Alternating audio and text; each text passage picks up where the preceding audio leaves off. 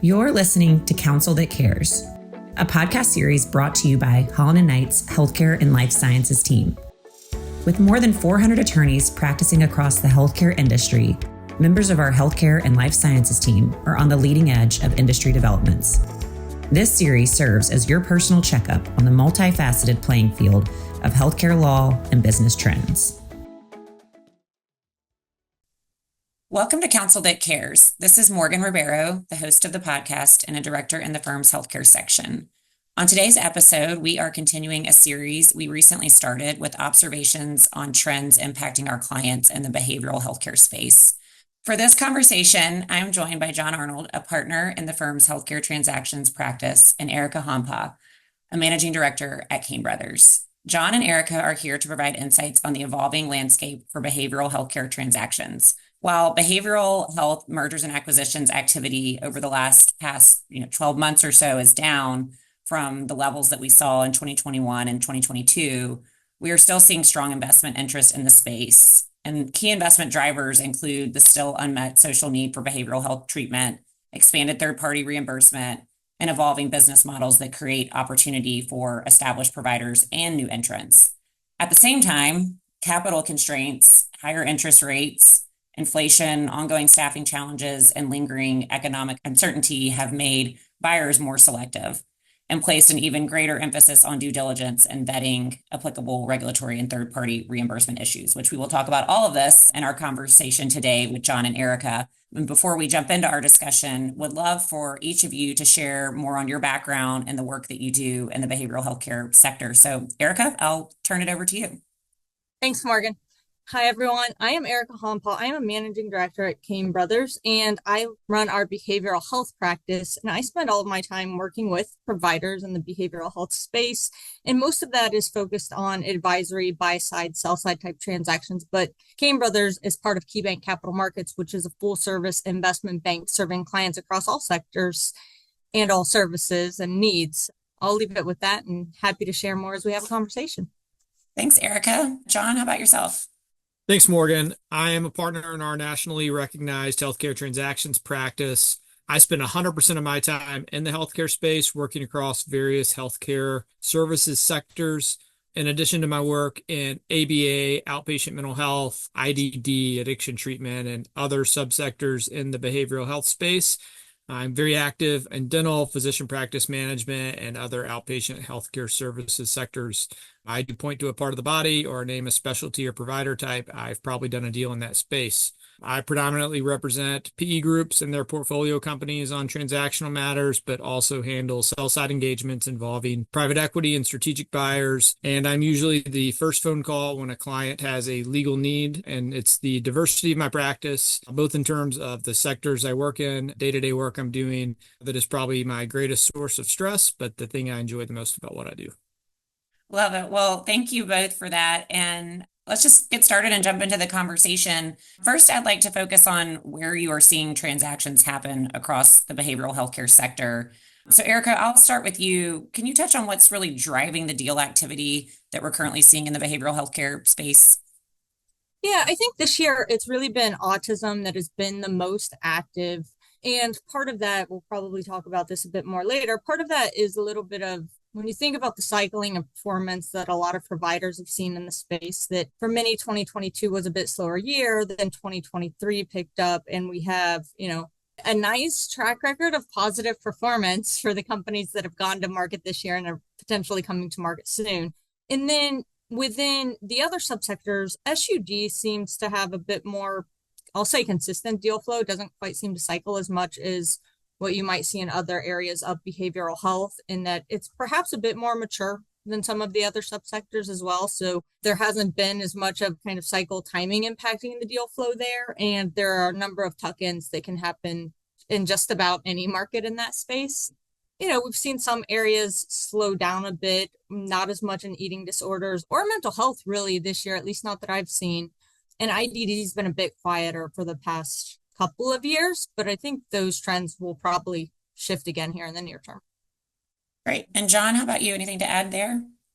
I agree with Erika on the ABA space. I think we're starting to see the 2.0 era of investments in the ABA space. I think Erika's behavioral framework deal at the beginning of 24 was a spark that jump-started deal activity for the year. And it's not just platform deals. I'm seeing an uptick in platforms using M&A to grow. I do think the uptick in the add-on deals in the ABA space will be less. That's in part due to high interest rates and some existing platforms not being well positioned to turn on the M&A. But I think it's also due to the ability of ABA companies to grow organically and through de novo opportunities. I think for the same reason, though, the cost of admission doesn't have to be a $100+ million platform deal. It can be a solid asset in a good region with the ability to expand into attractive markets. That can be your first play in ABA. I think at the same time, though, there's not many large founder-owned assets out there, which can be a limiting factor for investors who are looking to spend a little more capital, but maybe don't have the capital to go out and buy an existing platform. John, just to tag onto that, I think in ABA, there's a ton of opportunity for organic growth, as you mentioned, and there's a little bit more complexity in trying to do a tuck-in in that space when you think about the perspectives of the clinicians and actually getting cultural alignment, which is something that's so hard to measure on a piece of paper. So I think that presents its own issue with tuck-ins in that space. Yeah, I agree on the add-on deals being a bit more complex for your traditional tuck-ins. I think there are kind of non-traditional add-on deals where you have some pre-2020 platforms that haven't fully recovered from COVID and post-COVID, labor inflation costs and staffing issues that are not bad businesses, but they're not going to trade like a traditional platform would. And those could be strong pickups for existing platforms over the next 12 months, 24 months. I agree with that point completely. And I actually think there are probably a good number of somewhat subscale that could be very complementary and have some of that alignment and could mesh well together when you think about the evolution of M&A in the ABA space. So, John, you mentioned we're going into ABA 2.0. What is 1.0? What did that era look like, and how does that differentiate from what we're seeing now, kind of in this new era of investment? Yeah, I think in the kind of 1.0 era, everyone wanted to get in. They wanted to make a splash. They moved quickly. I mean, they were often planting flags in new states with good markets, good demographics, good rates, but that may be half a country over from where the management team is. And they're predominantly home-based, while I think the recent trend has been certainly more toward regional density and center-based care. And I think it's just much easier to manage and operate a successful business when you're not spread thin in 15 states and you're really dense and doing well in 3 to 5 states. Erika, you've probably seen a shift in kind of how the valuations and financials of the deals have changed somewhat. Yeah, and I'll say, I think the home-based models are still, and multi-setting models still get a lot of interest, and we can talk more about that later.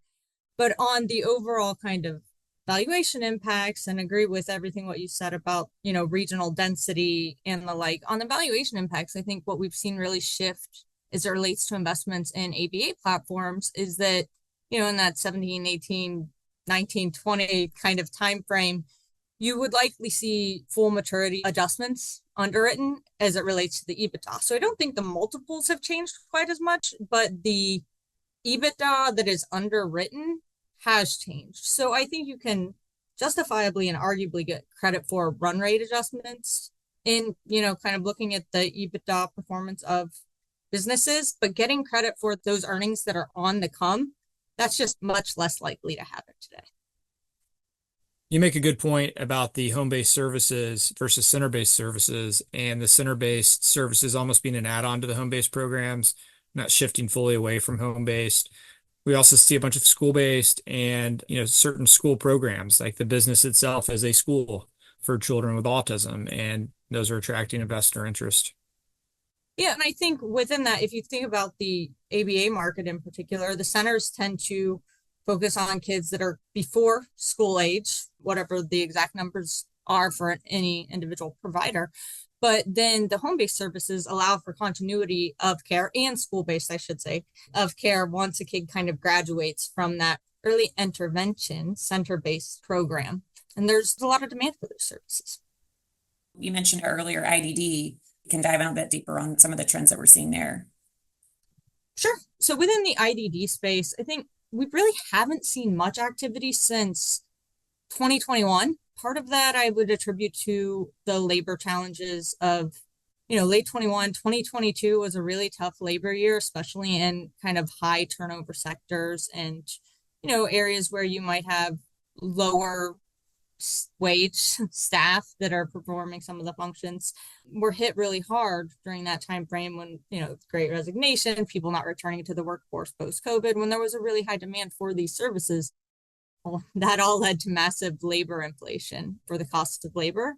So that certainly impacted these providers. IDD doesn't tend to be a really strong margin business. It all depends on, the states, the rates, and the wages, but that has a real impact on the ability to transact when you're seeing those types of fundamentals impacted. That has all normalized now, I'm glad to say. And, states are finally catching up with some of that wage inflation. So it's looking very positive, and I think we'll start to see more activity in the space. John, is that similar to what you're seeing? Yeah, I agree. It's a very fragmented market. I think a lot of the main providers and markets are still nonprofit and faith-based.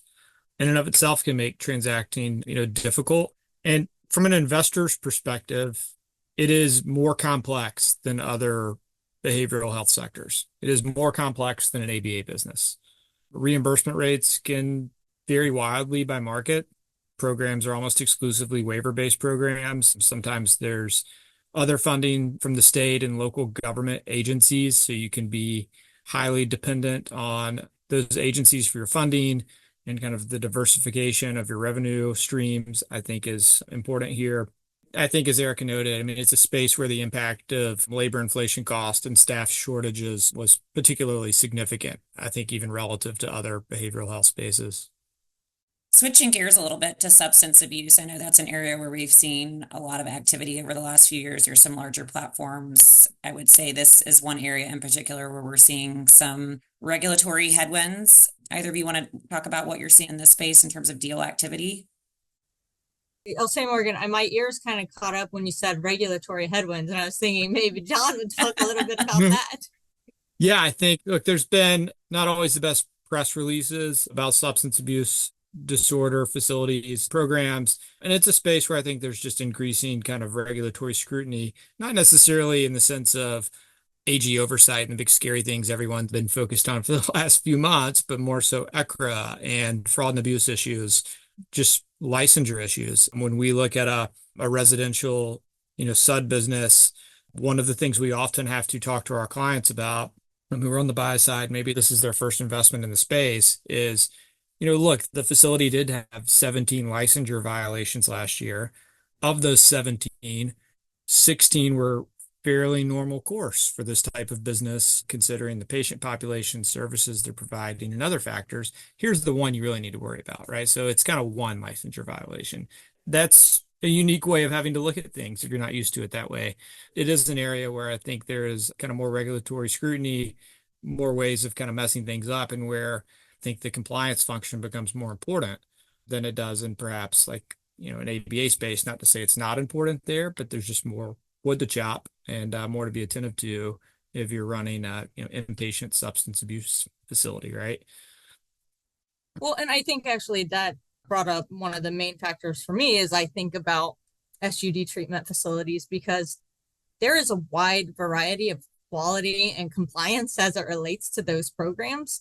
And the ones that are most actionable in terms of a transaction are those that are most compliant and have high quality reputations.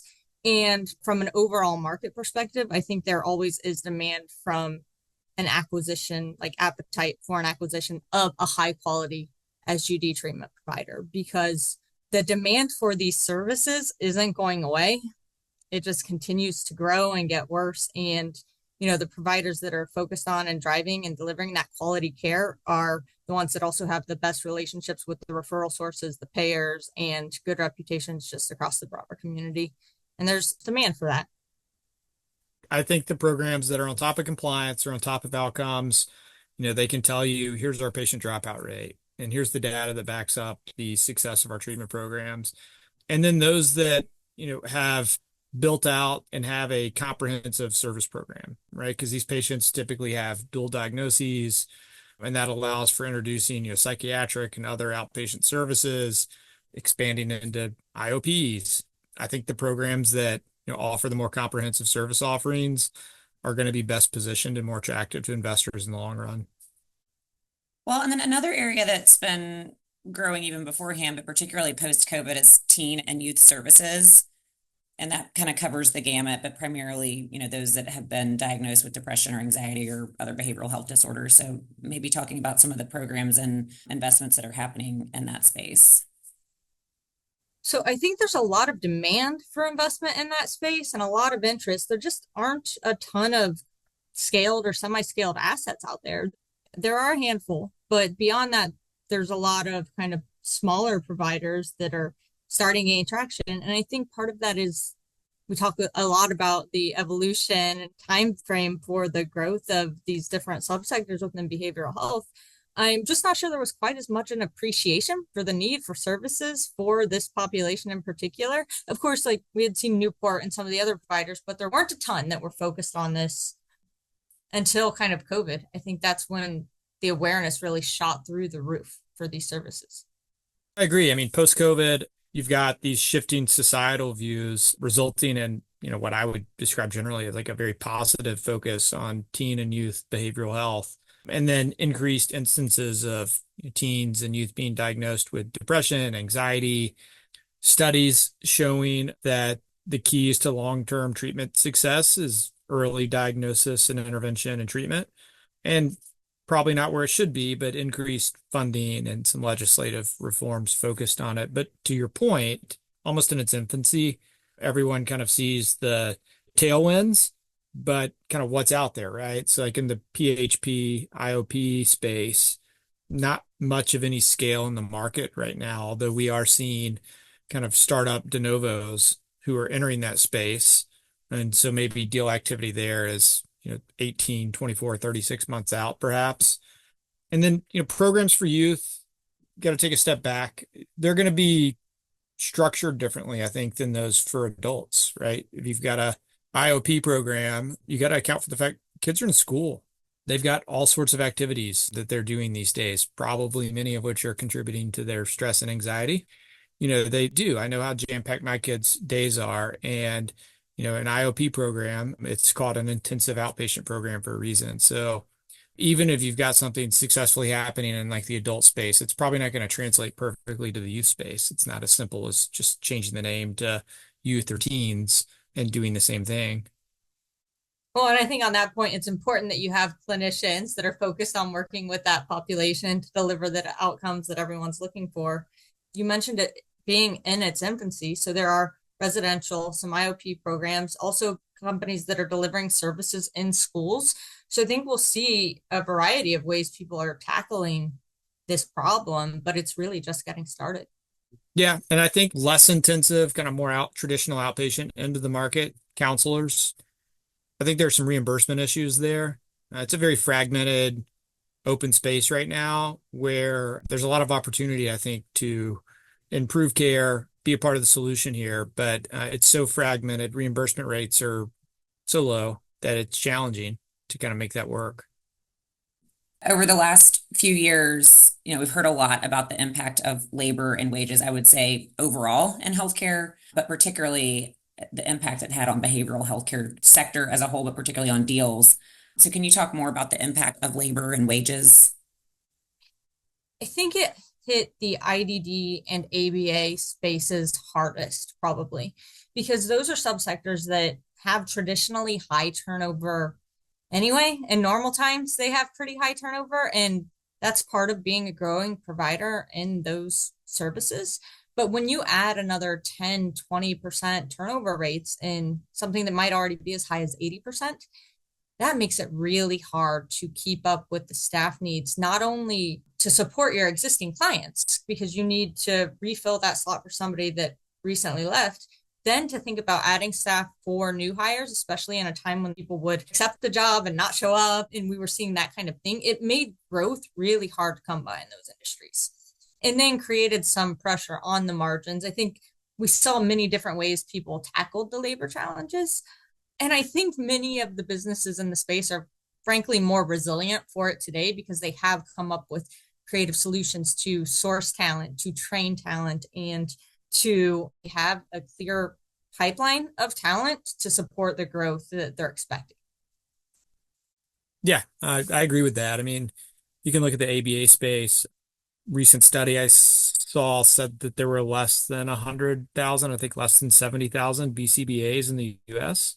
There's over 2 million children being diagnosed with autism. So you've got staff shortage to begin with.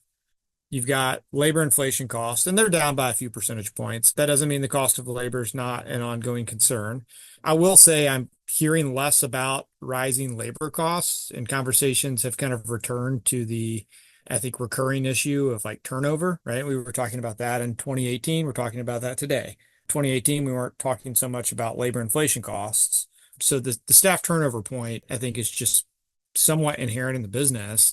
And it's really not surprising. I mean, these staff are working physically demanding jobs with high need patients. And when reimbursement rates in ABA, for example, have kind of stagnated in some markets, I mean, it makes the wage inflation issue much more challenging, right? It's going to continue to be, I think, a factor that folks are looking at when they're making their investments. But I do feel like it has changed now toward the conversations we were having in, 2018, 2019, pre-COVID about staff turnover, right? Like, what's your staff turnover rate? How do you retain and train your providers? And it's not so much about the cost of labor anymore, but it's still there. And then, I would just say my experience is anecdotal, but it's certainly been that this is usually a mission-driven career for many providers, especially those who have, gone to postgraduate programs and gotten licensed. So a BCBA, for example. And I think having a business that like shares their mission and is focused on outcomes and supporting their delivery of care is the best thing you can do. I think that's going to overcome a lot of issues. I think that's where folks have been devoting their time and resources in the last few years. I agree with you. I think that certainly rings true for the kind of more senior kind of master's level clinicians. I think on the technician side, you'll certainly have a subset of those that see this as a long-term career, but part of that workforce tends to be a more transient workforce, and that's just part of the business.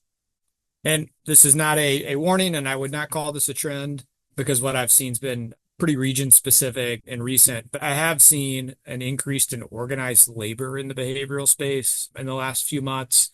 It may just be recent experience. I'm suggesting that this is something to watch for, but the reasons behind, organized labor, if you look at nurses who have organized, right, it's really not that different than in the behavioral health space. So just something to watch out for and pay attention to in the coming months to see if that picks up. Let's talk about what's important to buyers as they're out there in the market. I mean, of course, they're interested in EBITDA and the financial metrics, but it seems like clinical outcomes and quality are increasingly important component in how they're really measuring that when they're looking at acquisitions or investments.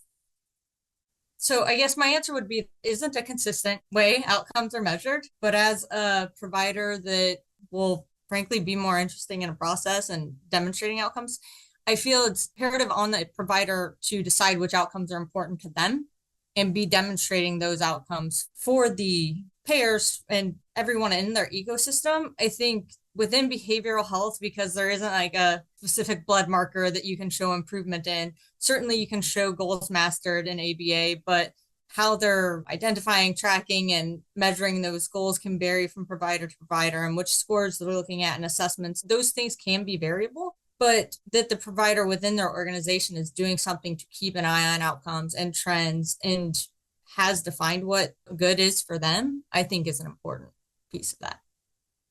One of the things that we've seen just in terms of overall, just at a federal and state level, some of this scrutiny around private equity or kind of investor-backed healthcare, that we need to maybe dispel some of those perceptions. I mean, is that something that you've seen in working with your clients in the behavioral health space in particular?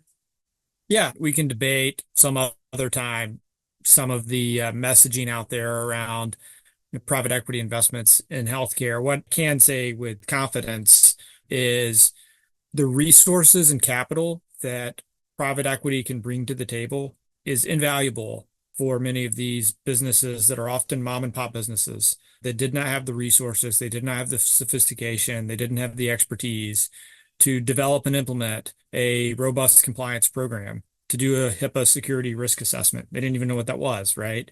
And so I think what we see, especially when you go to the recap, is you've got a company that started with like little to no compliance infrastructure. And through the investments and expertise, sophistication that their investor brought to the table, now have a thriving, robust compliance program that's operating as it should be. They are auditing the charters of new providers who start. They are following up with them and educating them on issues. They're doing their OIG exclusion checks on a monthly basis and the state level exclusion checks on a monthly basis. They're doing their annual HIPAA security risk assessment. So they're doing the right things that you don't see in companies that lack that kind of capital and resources.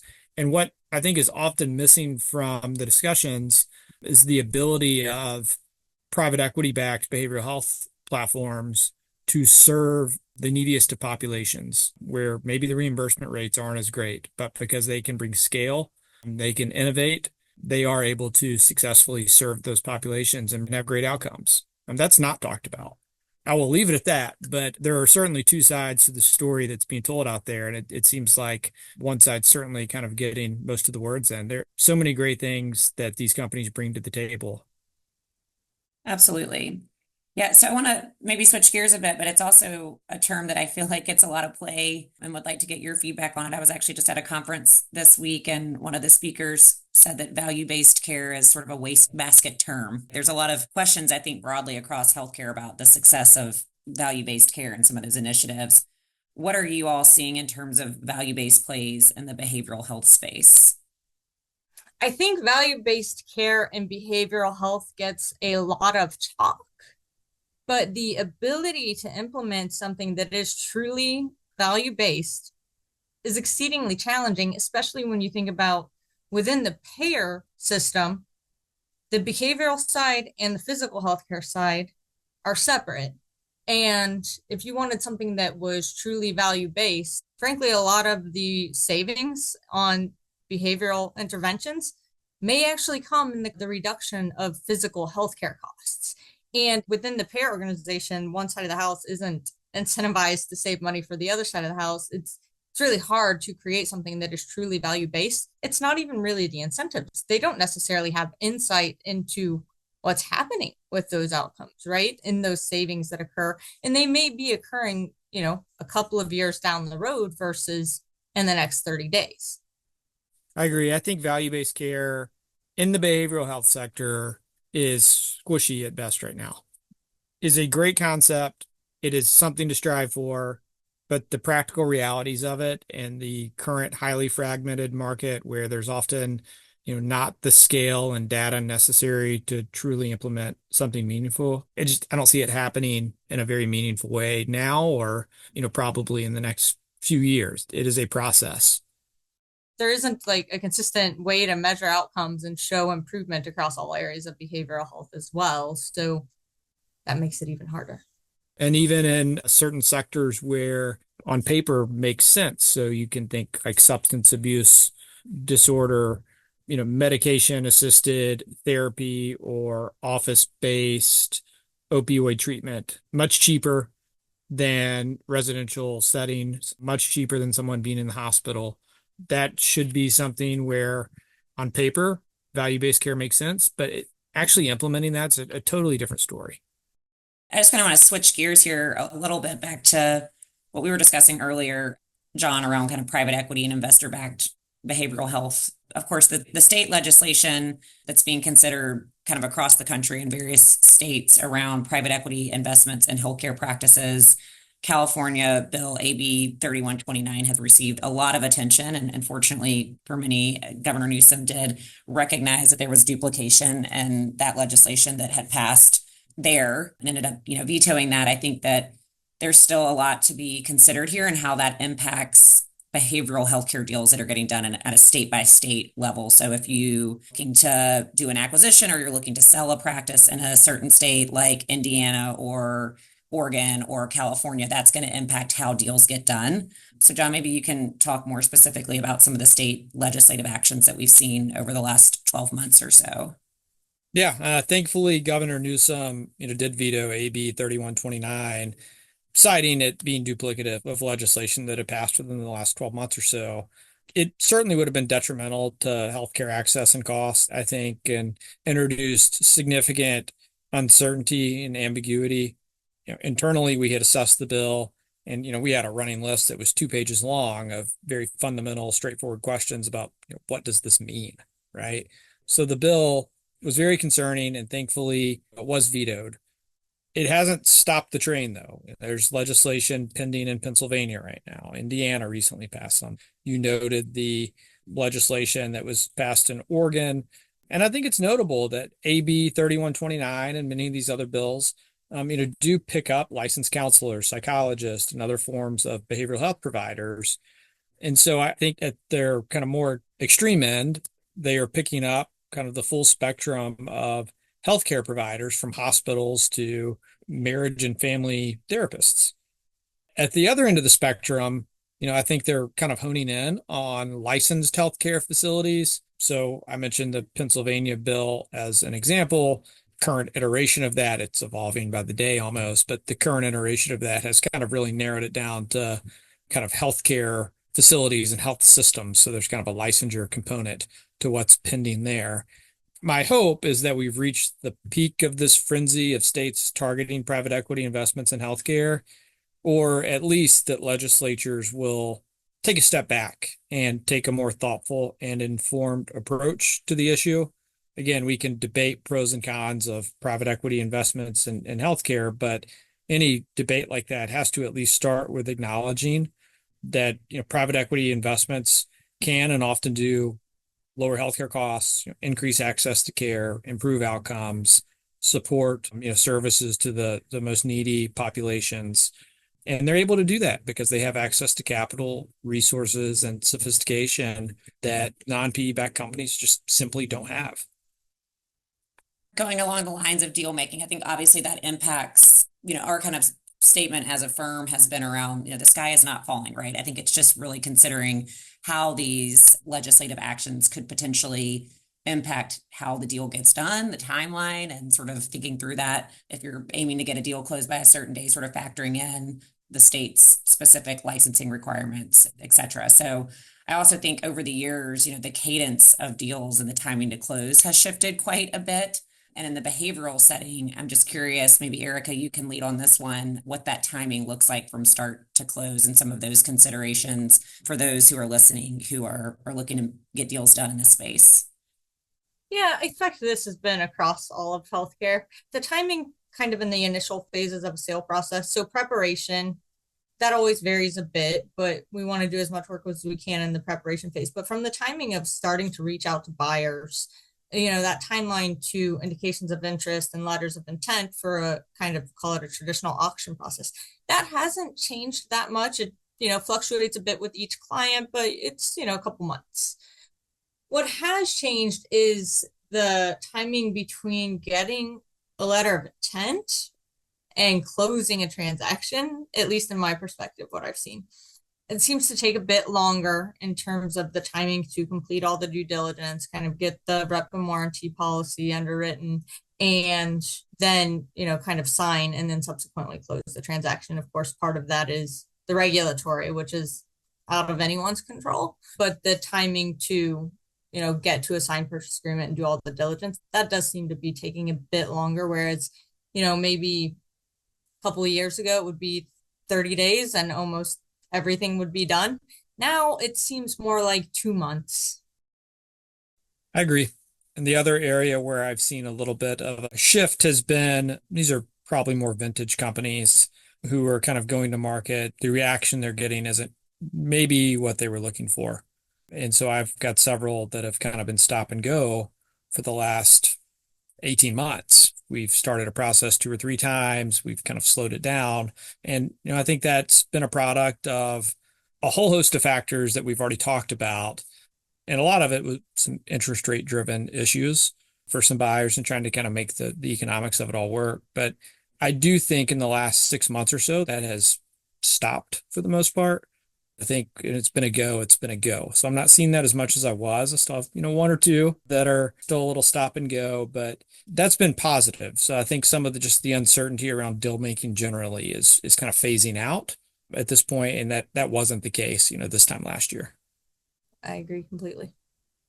Last question for you guys. We're obviously hard to believe it heading into the end of the year and starting to look towards 2025. You all have any sort of predictions and what we can anticipate in the behavioral healthcare sector for next year?